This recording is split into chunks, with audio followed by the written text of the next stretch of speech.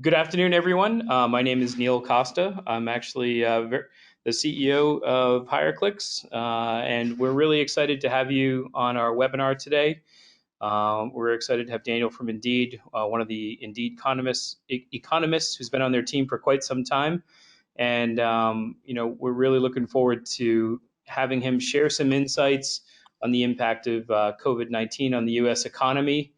I'm sure it's been a challenging few months for everyone, but I think this will be a great opportunity to take a step back and think strategically and hear about kind of some of the macroeconomic things that are going on all around us.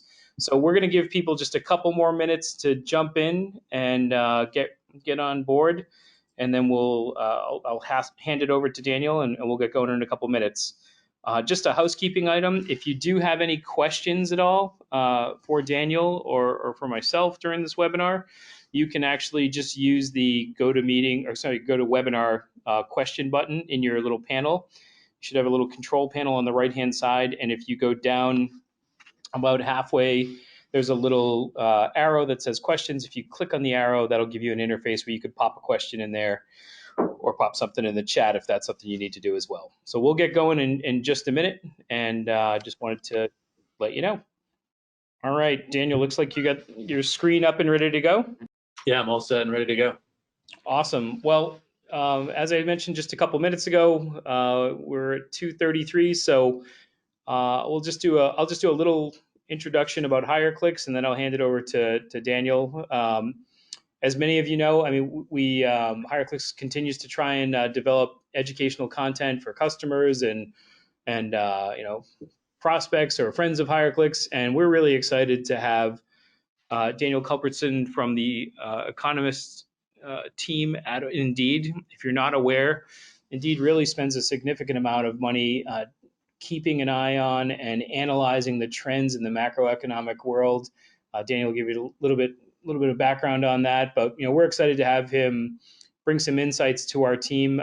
Obviously, it's been a challenging time, but we're all excited for what's next for sure. Whether that means being able to go out to dinner or being able to get back on track from a business perspective. So on our team, as we're a recruitment advertising agency, and we've got a lot of deep insights into the different advertising channels to use to get your jobs out there.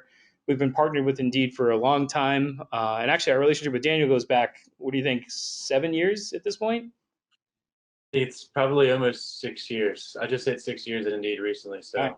6 years. So yeah, we had a local event here in the Boston market, and we were lucky enough to have Daniel come in and share insights back then as well. And I think it's often very difficult to step away from your day-to-day and think strategically, and that's something that we always try and do and try and reinforce the how important that is for each of our clients. So we're looking forward to having you walk us through this, Daniel. So the floor is yours, and as I mentioned, if you just joined, we'll be taking questions through the GoToWebinar tool, and I'll be shooting those by Daniel at the end of his presentation. So don't be shy and feel free to chime in.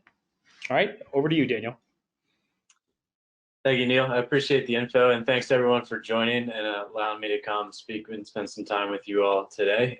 As an economist, I always appreciate the opportunity to get out in front of employers, those who are really on the front lines of all this, and not only share some insights, but hear their perspective as well. And as Neil just said, this is your time, so feel free to ask as many questions as you want through the chat box, and we can get to those afterward. If you see anything in here that really rings true for you or really sparks some perspective that you want to share, I'm eager to hear it. So, as Neil mentioned, I'm an economist with Indeed. I've been with Indeed for just over 6 years now, broadcasting live from Austin, Texas today. But at Indeed, I sit on our team that we call the Hiring Lab. And the Hiring Lab is our global team of economists that Indeed has on staff to dig through all of Indeed's data. So the job search, the job posting, all of the resume information that we have, To an economist, that's essentially just a giant pile of labor market data. So the hiring lab team uses that in our research, and all of the research and all the labor market insights that we pull out of that data can be found on our blog at hiringlab.org. That's a free resource of information for employers, for job seekers, or anyone who's interested in labor market insights. So I encourage you all to check that out. I'll go ahead and plug that at the end of the session as well. But hiringlab.org is a free resource of information, and much of the Indeed database trends that I'm going to show in this deck are updated on that site about once a week. So there's always new content up there, and there's always something for everyone. But what I'd like to do today is hopefully provide some general context around the COVID-19 crisis and its impact on the overall economy. So today I'll speak about a couple different things, mainly what to expect or what economists are expecting in the near term. I'll talk a little bit about what we've learned recently from the usual public data sources that economists use when they want to get a sense of what's going on in the labor market. And then I'll wrap things up with what insights we've pulled out from Indeed since this all has begun just a few months ago. So getting started with what to expect in the near term. And there's not a lot of great answers in this section. I'll be the first one to tell you, I'll be one of the first economists to tell you that even in the best of times or the most normal times, most economists' forecasts should be taken with a grain of salt. And that's especially true now when we find ourselves in a situation like COVID-19 that is changing pretty drastically day to day, week to week, and altogether is rather just a completely new experience. And I'll also say that we at the Hiring Lab at Indeed, the Economist team, we don't do any of our own forecasts. We're not in the business of making forecasts for a lot of different reasons, partly because we're part of a publicly traded company, but also because there's so many other economists out there making forecasts that we can point to. And so I say that economist forecasts should be taken with a grain of salt, especially at a time like now, just because there's still so much uncertainty out there in regard to COVID-19. A lot of those major factors that economists would think about when they're trying to determine what might be coming down the road are very closely tied to the virus. And there's just so much uncertainty there. So scientifically, we don't ultimately know how dangerous the virus or how widespread the virus is ultimately going to be. It's unclear whether we are going to be facing oncoming waves of COVID-19 or perhaps a second wave later on this year. That is all still up in the air, and that carries major implications for the overall economy. Politically, especially here in the United States, we're getting to the point that different states and metro areas are exiting their lockdowns and their stay-at-home orders. That obviously has major impacts for those local economies, but that all aggregates up to the national economy as well.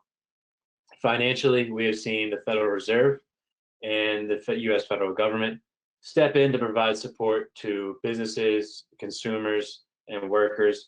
It remains to be seen how effective that support will be. And it also remains to be seen whether or not we will need and whether we will get more of that support from the federal government.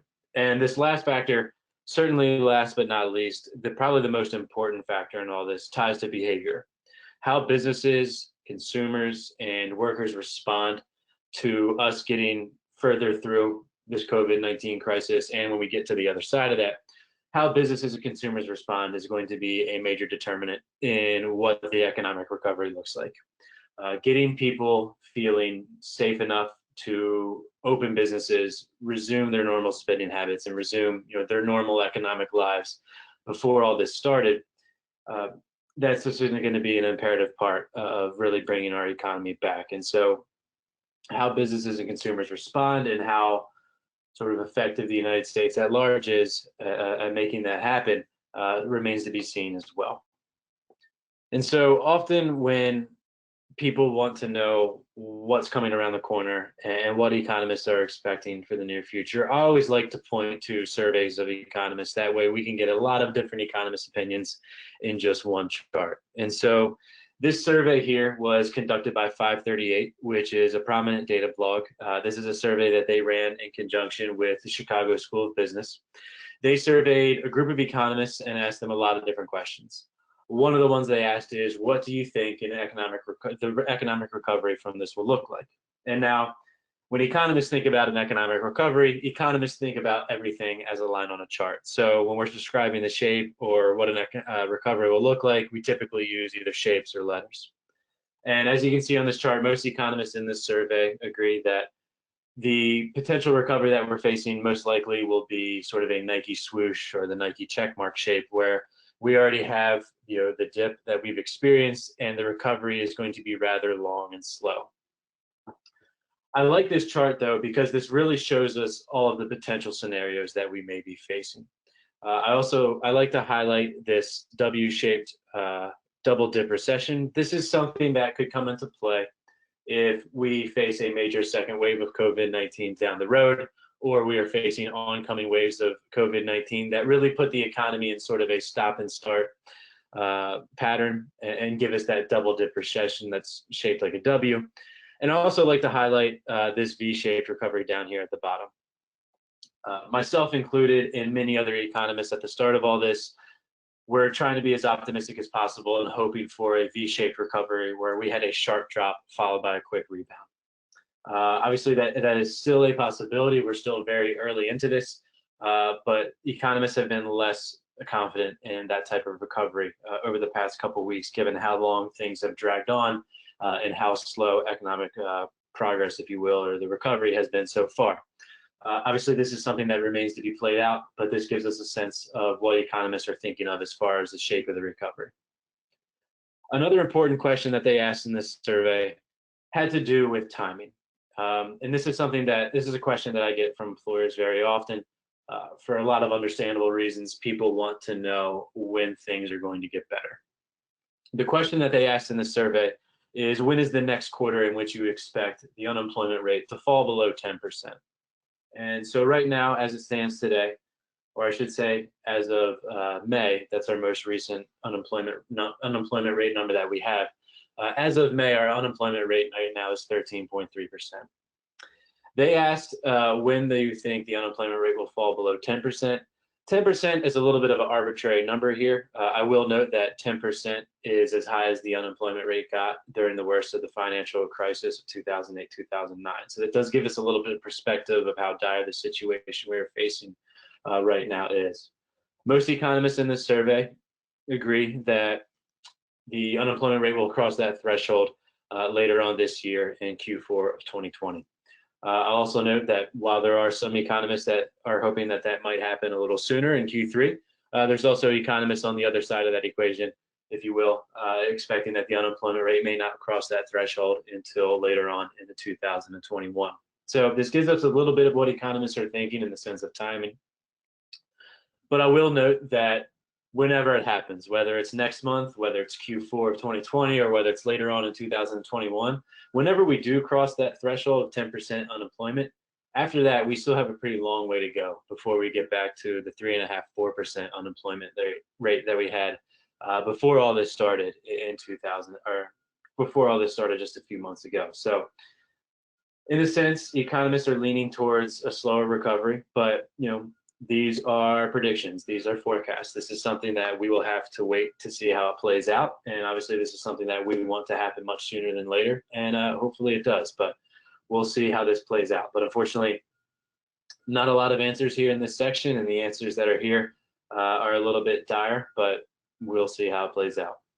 So what that leaves us with today is, how is the economy doing right now? And these typical sources of government data that economists use that come from the Bureau of Labor Statistics or the Bureau of Economic Analysis, these typical sources of information perhaps give us the best picture of what is happening, just because the surveys that these government agencies run are so robust.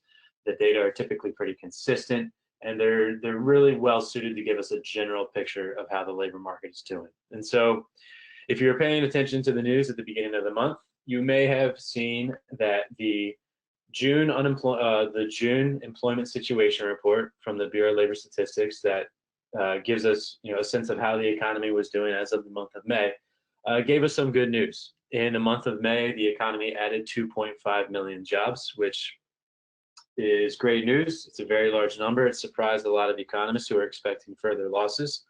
But this chart does help put that gain of 2.5 million jobs into perspective. What this chart is showing is this is total employment in the United States. So just the number of people who are on payrolls currently. And so you can see the drop here that we experienced from COVID-19, and you can see that bounce back of 2.5 million jobs in the month of May, all the way on the right side of this chart. Again, this is great news, but we still have a lot of ground to make up before we get back to where we were before all this started. As of May, after that 2.5 million jobs added, we're still 19.5 million jobs short of where we were in February. So gives us a sense of just how far we really have to go before we get back to pre-COVID-19 employment levels. Also in that chart,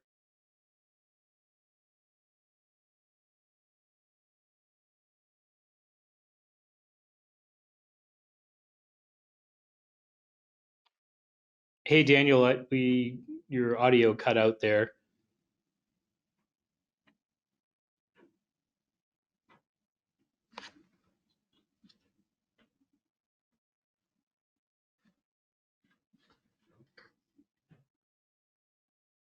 puts this into perspective of just what a dire situation the labor market is in right now.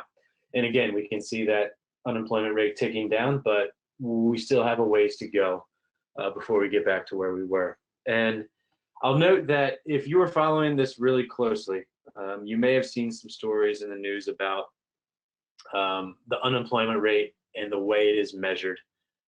There is a lot of nuance that goes into the way that the unemployment rate is measured. And a lot of economists were debating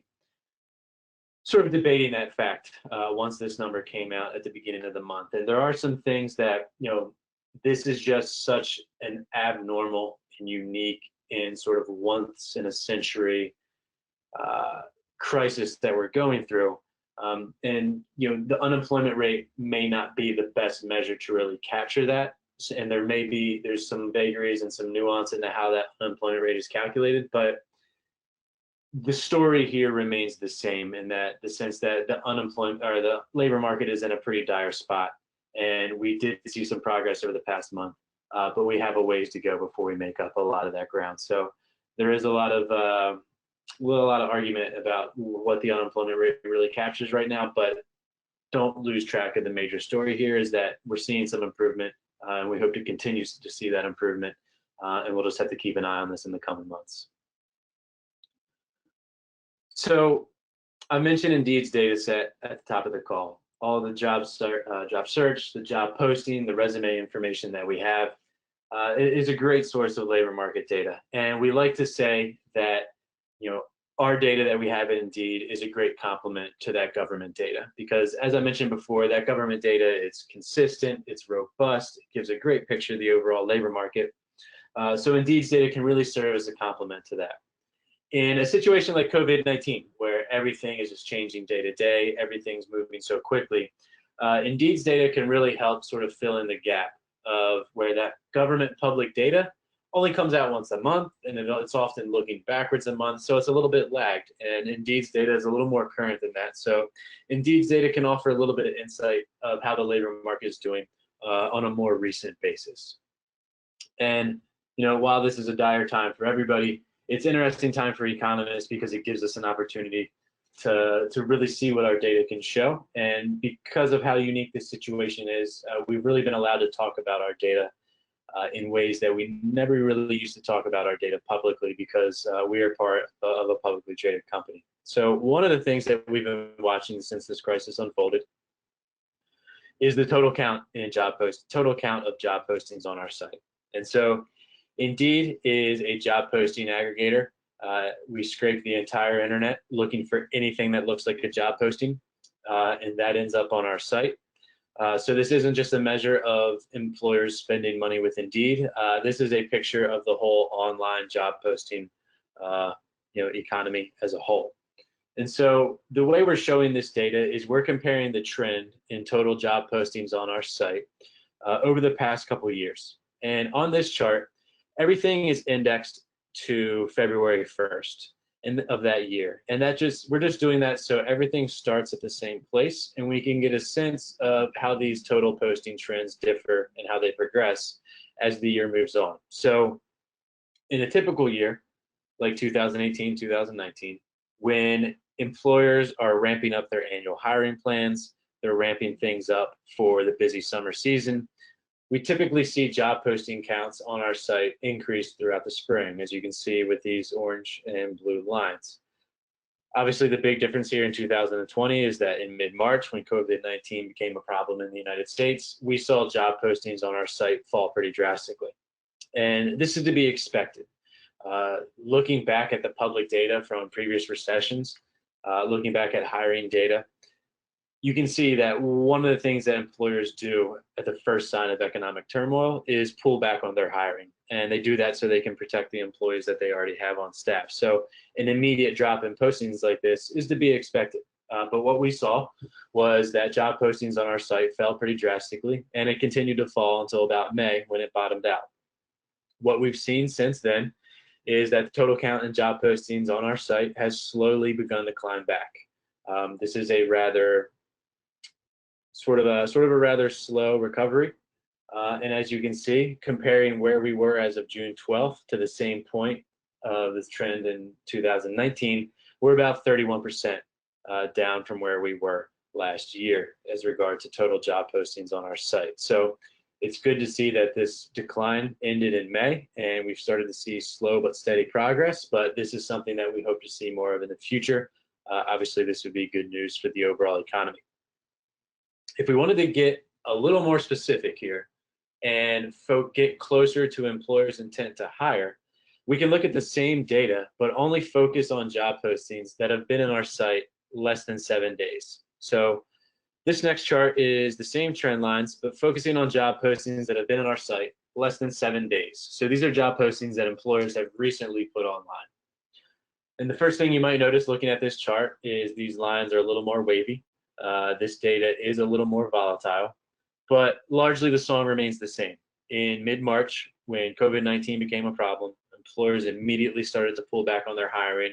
We see a pretty drastic drop in new job postings. So this drop is a little more steeper, and it's a little longer. At one point, new job postings on the site in the United States were down about 50% from the previous year. So a much more drastic decline here when employers immediately began to pull back hiring. This number bottomed out a little sooner. And as I mentioned, this data is a little more volatile. So this new job postings trend has been recovering sort of in fits and starts since the beginning of April. Since the beginning of June, we've seen another bout of sustained progress, but this is something that we would want to keep an eye on, and this is a trend line that we would hope to see extend into the future, which would obviously be great news for the economy. But again, comparing where we are through June 12th to where we were before or where we were last year, we still have some ground to be made up there. So something that we'll be keeping an eye on in the near future. And again, this is a particular piece of Indeed's data that we update on that hiringlab.org site every week. Typically on Tuesday afternoon, we throw the most latest data up there on the chart. Another thing that we cover in that same update is our jobs posting data broken down by sector. So this can give us a sense of how different industries or sectors, if you will, are faring through COVID-19, which have been most impacted and which are beginning to recover. So here all the way on the left side of the chart, we have our major selected sectors that we're taking a look at.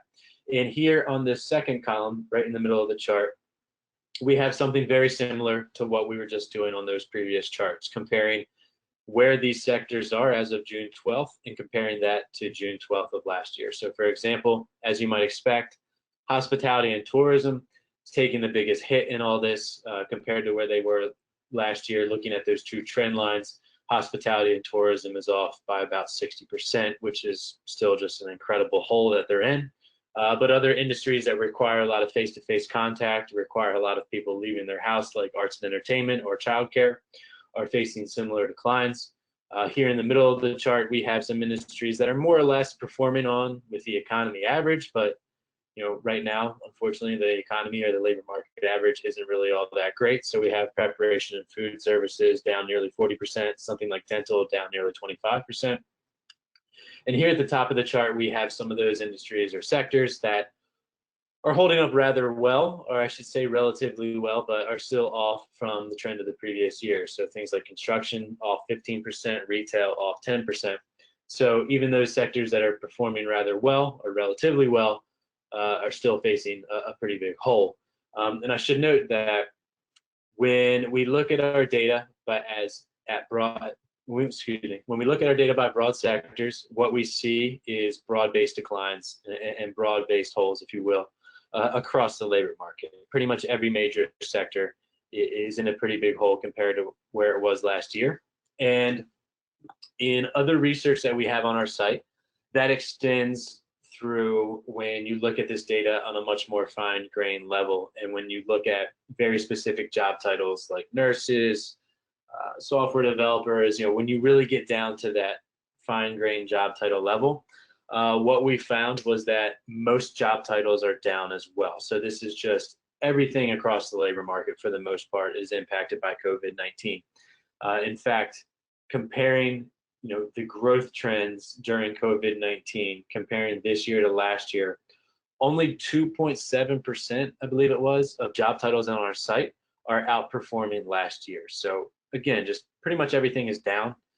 Some of the only job titles that were growing faster than last year during the same time period, during that COVID-19 time period, were things like retail associate, grocery store clerk, and things like that. So across the board declines.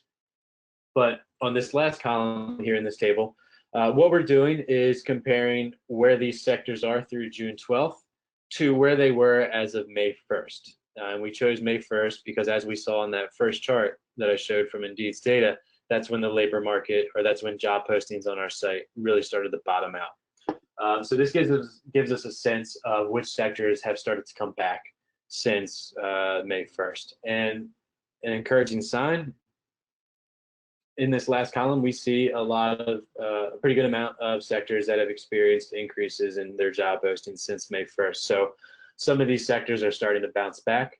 Some of the more elective things that people put off during COVID-19, like dental or beauty and wellness, are experiencing pretty strong bounce backs. But we also have retail, driving roles, logistics support, experiencing rather strong bounce backs as well. And I'll note that, again, it's great to see this progress. We hope to see more of it soon. But these sectors are just starting to bounce back, and these are sort of green shoots of growth. All of these sectors still have a pretty long way to go before they regain all the job losses during COVID. We've also been taking a look at our data by geography, so we can get a sense of what metro areas have been most impacted by COVID-19. And the overall theme here is very similar to the theme when we look at this data across industry.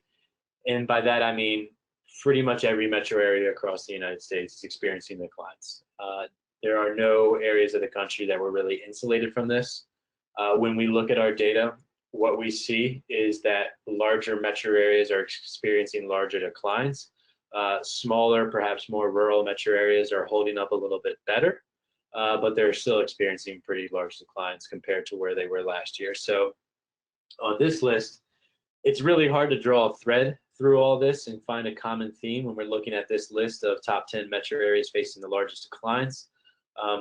Other than the fact that many of these are pretty large metro areas, they don't have much of a common thread going through them. At the worst of this, when we first started pulling this data in probably late April, the thing that we noticed was it was metro areas that were very dependent on tourism and service industries that were experiencing the biggest decline. So metro areas like Honolulu and Miami, which are still at the top of this list, but we also saw Las Vegas, Orlando, and other very tourist-heavy metro areas right behind them. But since then, that's changed a little bit. And what we just see is across the board, pretty large declines across the metro area. But again, on this chart, in this third column here, we're comparing where these metro areas were as of May 1st to today. And again, it's some encouraging sign. We're seeing some bounce back in postings in some metro areas, but others are still declining. So again, some green shoots of growth, a lot of differences in the metro areas that are still declining, some that are bouncing back, but by and large, many of those metro areas are still in a pretty large hole as to where they were before. We've also been keeping track of some trends on the job seeker side as well. So one thing we've been tracking is interest in remote work. And we're tracking this because, well, first and foremost, we've all been going through this forced work from home experiment over the past couple of months. But this is something that can really have a lot of implications for the world of work and for the overall economy as we start to get to the other side of COVID-19. If employers, after getting a taste of having most of their workers work from home, if employers start to have more of their jobs remote or work from home, for employers, what that'll really do is open up their potential talent pools. So before all this, if you had a job posted that you wanted someone to come into the office every day for, then you were limiting your potential talent pool to that particular city or even that particular commuting zone. If you have roles that you can know now that you are comfortable having done remotely, you're opening up your talent pool to the entire United States or to the entire English-speaking world. So it gives employers a lot more options in that regard.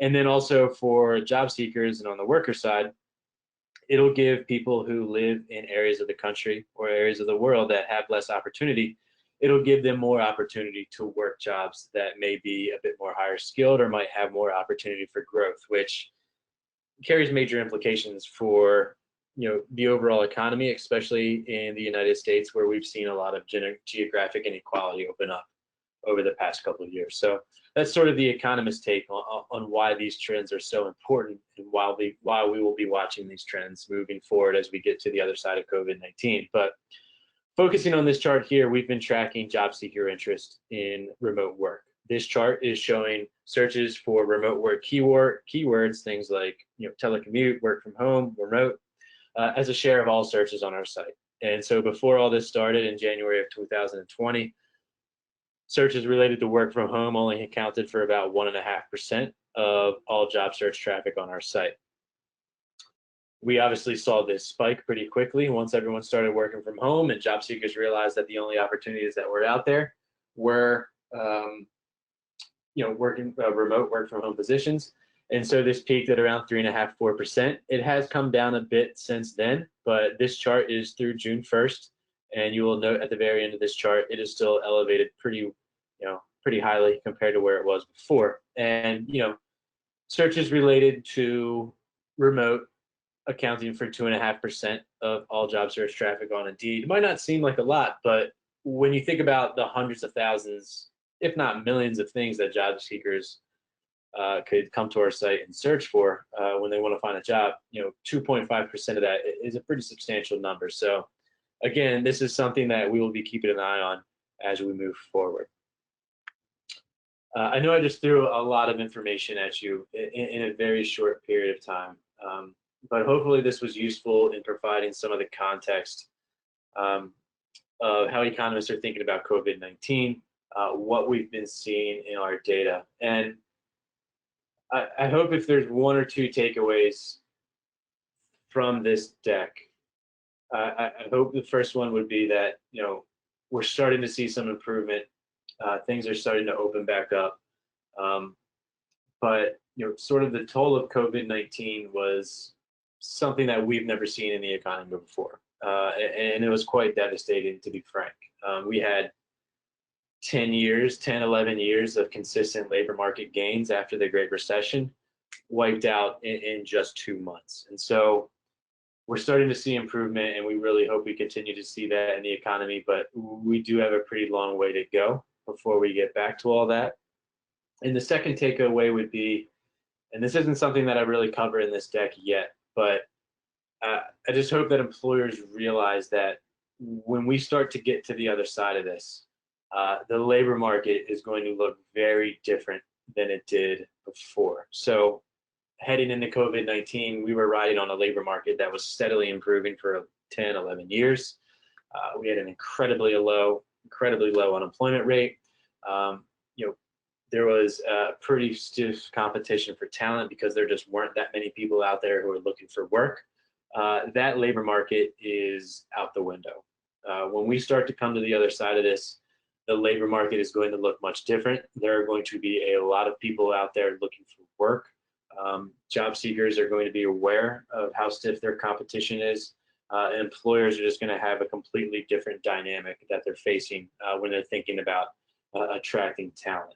And so it's just going to be a much different labor market once we get to the other side of this, but it'll be interesting to see how this shakes out and how employers go about really standing apart and attracting talent. But again, everything, all the insights that we do, all the labor market research that we do lives on our blog at hiringlab.org. Again, it's a free resource of information for you all, so I encourage you all to check that out and subscribe.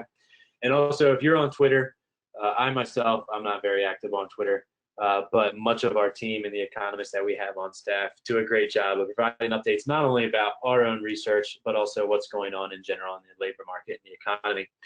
In particular, Jed Kolko, our chief economist, who is based out in San Francisco, does a great job of weighing in on current events and the labor market and other useful research and things to know. So I encourage you all to check that out. So thank you all for your time. I'm really glad I got the opportunity to come here and speak with you all today. And if you all have any questions, I would be happy to take those now. Hey, Daniel, it's Neil. Thank you so much for going through that. We definitely have a few questions here. I think that on the control panel, Daniel, there might be a webcam button right below the microphone button if you wanted to pop that on. Not sure if it's happening for you or not, but in any case, I'll jump into the questions and see what we have here. First and foremost, can you please cover job seeker behavior? I think you did a little bit of that, but I think that it was related to the search queries. Do you have any information on application trend data, job seeker sentiment, and expectations? That's a really good question. So first, I did figure out what's going on with my webcam, and it's telling me I can give access to GoToMeeting, but it's also telling me that I have to start and rejoin the webinar. So let's not do that. Yeah, sorry about that. I'm gonna skip the webcam for now. But so that's a very good question. So the Economist team, we don't have any information. Not really on job seeker sentiment and not much information on job seeker patterns other than honing in on sort of specific job search terms and pulling out those trends. And the major reason for that is that since we're part of a publicly traded company, there's only so much information that we can share about our broad trends because our business and the data that we collect is so closely tied to the labor market. So anything like that we would show could potentially be used to back out like performance about Indeed and things like that. So because of those reasons, we don't talk about broad search trends very often. But as far as job seeker sentiment goes, and I do have something I can offer there. I think something that employers should keep in mind is that there's really two dynamics working there. So we've seen over 40 million people in the United States apply for unemployment benefits over the past couple of months. According to the last Bureau of Labor Statistics employment survey, when they asked unemployed people a lot of different questions, about 70% of those who were unemployed thought that they were temporarily unemployed and they thought that they had some kind of job to go back to. Hopefully that's the case, but it's possible that not all of them are going to have a job to go back to. So given that change that we've seen in the labor market over the past couple of months, there's a lot of people out there looking for work. That said, there's also this other dynamic working of when there is economic turmoil, those people who have a job are much less likely to leave their job or to even search for another role. And this is something that we know from public data. The BLS tracks quits, like how many people are voluntarily leaving their role. When you look at that trend over time, that's something that goes pretty high when the labor market's doing well. When job seekers are aware that there's plenty of opportunity out there, they quit jobs pretty frequently to take new opportunities, and that quits rate goes pretty high. But that immediately dives when you see economic turmoil. So in a case like this, there's a ton of people out there looking for work who have lost their job, but those people who have a position are very hesitant to even consider, moving towards something else because they're just not that confident of their chances. So there's really two dynamics working there that will be at play, unfortunately, for some time, considering this is starting to look like we could have a bit of a slow recovery. Gotcha. Thank you very much. The next question is related to the new job posting slide that you had. Mm-hmm. And the question was related to it looks like there's a drop in all 3 years, 18, 19, and 20, at the beginning of June. So even though 2020 was way down, it looked like the trend showed that they all dipped at the beginning of June. Any thoughts on what could be causing this? That's a very good observation, and that's a very good question. And so that data by itself, just when we look at new job postings, it's a little volatile, and I think that's just the nature of going across the internet and scraping job postings from all over the place. I don't know if we have a specific reason as to why that might happen. My best guess would be that when employers want to ramp up for something, whether it's seasonal hiring at the end of the year, whether it's hiring interns in the spring, or whether it's bringing on workers for the busy summer season, they we all know hiring is a bit of a slow process, so employers tend to post those jobs, 1 or 2 months in advance. So if we're thinking about employers ramping up for the summer season, it could be possible that by the time June rolls around, summer's starting, employers have already made those moves to hire people, and so that would cause new job postings to drop off a bit, because they've already made those hires for the summer. So I don't really have that great of an answer besides that data are typically volatile, but an explanation for those data falling like that 3 years in a row is might have something to do with the summer season. Okay. Great, thank you. Another question related to applicant behavior. Uh, it says, do you have information related to applicant behavior during this period? I feel like that you kind of addressed that a little bit earlier. And then specifically, when does Indeed think candidates will start getting active again? So maybe with that, you mentioned the hesitancy to apply for new jobs related to the economy being slow. When do you think candidates get comfortable and start applying again? Um, it's actually one thing I want to point out with the question about applicant behavior. So our team doesn't really, the economist team doesn't look into applicant behavior very much, but we do have other teams that Indeed, both inside of marketing and inside of sales support. So our marketing evangelists who spend a lot of time speaking with clients and showing them insights, and also some of our sales support teams that also spend a pretty good amount of time, obviously digging into our data. I know they have data on application rates, so that's something that if you're interested in seeing, you might be able to go through Neil or Yeah. reach out, go through Neil. He can connect you with the teams at Indeed that can provide that information. As for the second part of that question, as to when we might expect applicants, job seekers, workers to really be coming back to the labor market, I mean that's really difficult to say. I think, yeah, I mean that's difficult to say. I don't know if I have a great answer for that question, and the reason I say that is, and I mentioned this a little bit at the top of the deck, is that so much is really tied to the virus and tied to how people feel about the virus.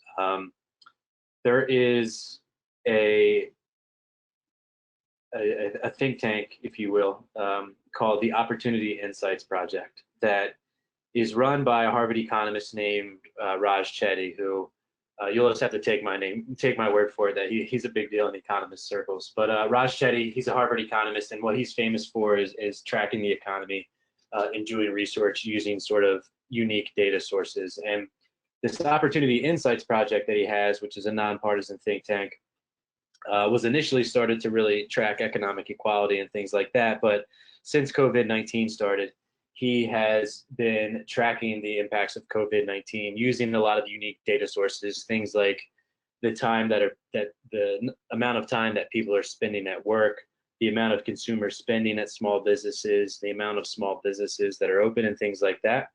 And one of the things that he's found with his research was that even before the stay-at-home orders were enacted, um, even before people were told that they needed to lock down and quarantine and stay at home, tracking those things, looking at those things like time spent at small businesses, number of small businesses that were open, things like that.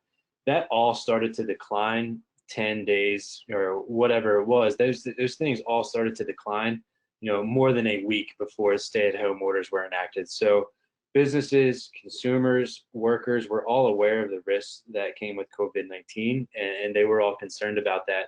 And that all started before the stay-at-home orders. So it wasn't entirely the stay-at-home orders that really crimped economic activity. And when we're looking at the other side of that, he's tracking this data state by state, and it's showing when stay-at-home orders and things like that were lifted. Those series aren't really snapping back as much as that we hoped that they would. So what this project and what this research that he's doing is really lending evidence to the thought that we need to make businesses and consumers feel safe in regard to COVID-19 before they really start coming back and really being, wanting to go back and work. How we do that, that is beyond my expertise. That's really where my expertise stops. I don't know what it's going to take, but it's going to require making people feel safe to resume their economic lives before they really start to come back. But I encourage you all to check out the Opportunity Insights project. I think you can just find it at opportunityinsights.org. They have a lot of really cool dashboards that track that data state by state, and it gives you a sense of how certain economic indicators are performing.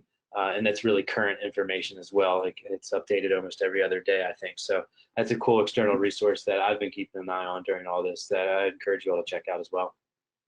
That's great. Very cool. Another question? We have just a couple more, and I think we've got time for them to. So if we get a handful more questions come in, that'd be great. But are we seeing declines in wages, whether that be to existing employees or new hires? Any, I know that may not be something you specifically track with Indeed data, but anything you're seeing just on wage rates right now? That's a really good question, especially with the amount of change that we've seen in the labor market. And then, wages were kind of becoming a big story when we saw a lot of companies being very public about, those companies like working in retail and grocery and things like that, that were very public about the wage increases that they were offering to draw workers to those essential roles. So we do a little bit of research with wages sometimes, but not very often. So for our data, as far as our data concerns, our biggest source of wage data is from what employers put inside of job postings. And as we all know, employers don't always put, the offered wage inside of a job posting. And when they do, it's basically it's a data point on what that employer might be offering. So they'll say something like, software engineer, and they'll put a range of 95 to $130,000 or whatever it is. And so it's not a very specific data point. So we do have a lot of data on that, but we don't often do research using that data just because ideally we would like to have something a little more precise. But the wage issue is a very good question. So, when a labor market or the economy is running hot or doing very well, that is when you expect to see wage increases because there is a lot of competition for talent. And that is something that we saw, especially, God, I haven't thought about this in a couple months just because the labor market's changed so much. But this used to be a chart that I showed to employers every time I present, was that we saw wage growth really start to increase in 2016, 17, 18, really leading into those last couple of years of a tight labor market where there's a lot of competition for talent. As I mentioned before, all that's changed. There's going to be a lot more people out there looking for work.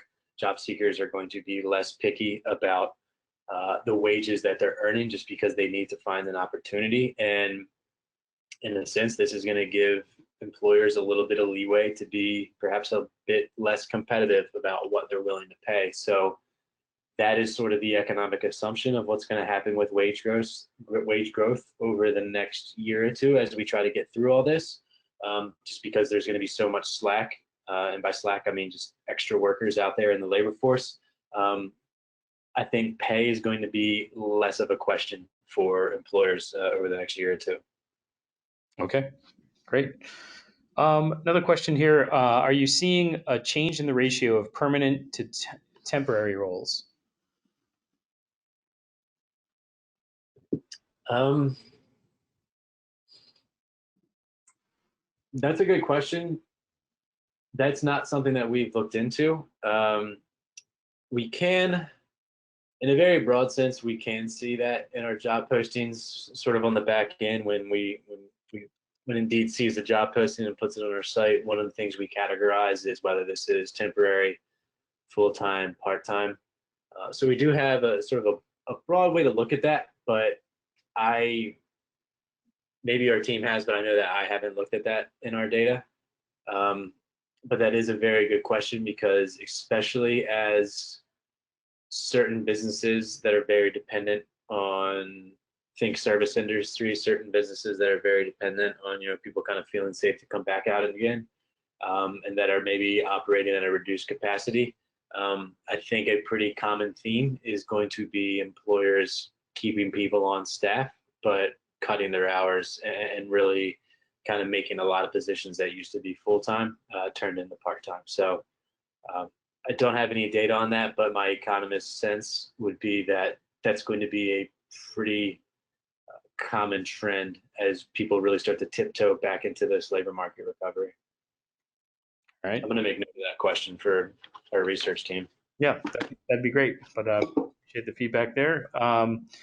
Another question related to there was a slide that you had related to the metros, and since May 1st, I think it looked like Orlando and Miami had both bounced up by 8% or so, and I think Florida was one of the first states to open up. Are you seeing those similar trends in the states that are lifting restrictions earlier than others? That's a really good question. So our chief economist, Jed Kolko, um, has been playing around with that type of data. So he found a cool data source that, based on cell phone and people's movement, gave a sense of which areas of the country. I think it was broken down as fine grained as counties, but we're given, how much people were returning to normal and sort of moving about and which places weren't. And then also he's been playing around with comparing our job posting data to that movement data to sort of see what trends we can correlate there between areas that are starting to reopen and what we're seeing in our job postings data. And he's also, sort of segmenting all that out by which states and cities have begun to reopen. I know that's something he's still playing around with. I don't know how far along that research is. And then there's always the question of whether or not we're going to find something that's interesting enough or valid enough to put on the blog. But so that's something we're working on. It's not something that we have out yet. So stay tuned for that. But yeah, thinking about um, you know, Florida's made some headlines over the past couple of days because I think they're one of the states that are seeing cases rise, which is obviously concerning. But yeah, as Neil mentioned, Florida is one of the states that began to open up earliest. So seeing that increase in job postings since May 1st isn't too surprising to me, and I would draw a pretty, I don't know if it's a straight line, and I don't know how bold that line is. Like I don't know how strong the correlation is, but I wouldn't be too surprised if you could draw a lot of lines between the states and the cities that are opening up and an increase in job postings. Because once those states and cities begin to do that, um, you know, businesses are going to feel confident to to bring workers on. Most businesses, I should say, and how effective that is or how long that lasts remains to be seen. But we hope for the best. All right, very good. Question about how has unemployment been impacted by the PPP, and what do you think? What's your opinion on what'll happen to the market after the PPP funds have been depleted? It's a very good question. I saw something on econ Twitter today where an economist was sort of looking into that. I think the impact of PPP. I think that impact is still being investigated by economists. That's something that economists are still trying to get a sense of what that had. One of the many different goals of that program was to help keep people on staff. So hopefully you would hope to see some sort of impact in unemployment. So that's still something that economists are looking at that I don't have a great answer for. But as far as, sorry, what was the second half of that question? Was what will happen once the payroll protection program money is gone?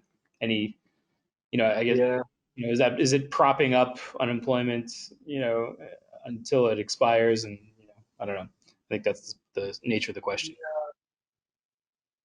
that's that's another very good question that unfortunately I don't have an answer for. I think it's possible that when some of that runs out, you could see a bit of a pickup in unemployment if there's businesses that were keeping people on solely because of that program. But that really remains that remains to be seen. It's really hard to say how that will go one way or the other. Okay. All right. And I got one last one for you here. Overall, at Indeed, are you noticing any keyword trends, whether keyword searches or in job descriptions, or any new keywords that are coming up in conversation, around Indeed? Um, so that's something that we have a little bit of research, not so much in job postings. We haven't dove too much into job postings recently, but as far as keywords in the job search, that's something that we have been looking at.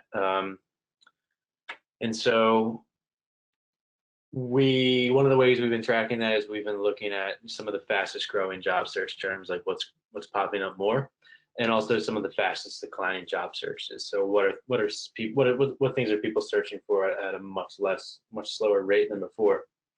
And midway through sort of the COVID-19 crisis, a month or two when we looked at that, those two lists looked largely like you would expect. So a lot of the terms that were on the list of fastest growing search terms were things related to work from home, things related to online, things related to Amazon, just because Amazon was so vocal about how many people they were looking to hire, but also things like telehealth nurse and things related to groceries. So a lot of grocery, a lot of work from home. But when you looked at the inverse of that, the terms that people were searching much less, you saw pretty much everything related to the service industry, everything that required being around people. So things related to working from gyms, bartenders, service industry folks. That's something that we're going to keep an eye on in the future because that list of fastest declining job search terms, in a sense, can be thought of almost as a leading indicator and as an indication that people are willing to go back into those roles. So we're going to keep an eye on that. And once we see terms like bartender and server and gym personal trainer sort of fall off that list of the fastest declining job search terms, that'll be a sign that job seekers are willing to come back and look at those roles. As far as most recently, when we updated that list of fastest growing job search terms, a lot of it actually had to do with kind of teenage sort of summer related roles. So that's an encouraging sense in that there's some workers who are out there looking for those seasonal summer roles. It's a bit of an encouraging sign that that's something that you would expect to see, and any kind of normal news is good news these days. But yeah, that's something that we've been monitoring. We have some blogs on our site about, and that's something that we'll continue to update in the future. Perfect. But also, again, sorry, one last thing. Didn't mean to cut you off there, Neil, but if you have, that's another piece of information that we have other teams at Indeed that can dive into much more detail than we do. So our Advantage List and our client insights people can dive more into specific job search terms if that's what you're interested in. And Neil would be able to connect you with all those people at Indeed that can show you more of some of those insights. Absolutely. Thank you. Excellent. Well, that's we were kind of at the end of our time, and that was the last question that we had. So, on behalf of all the folks on the phone and listening in, and the team at HireClix, Daniel, thank you so much for joining us and sharing all the insights about your perspective on what's happening. Appreciate it. Yeah, happy to do it. Thanks again for the invite. And yeah, if you all ever have any questions about anything you see in our research or what's going on in the labor market, always feel to reach out to Neil. He knows how to get a hold of me. Perfect. Thank you, everybody, for attending. We appreciate the time, and we'll look forward to having you attend something down the road from HireClix. So take care and have a good day. Thanks again, Daniel.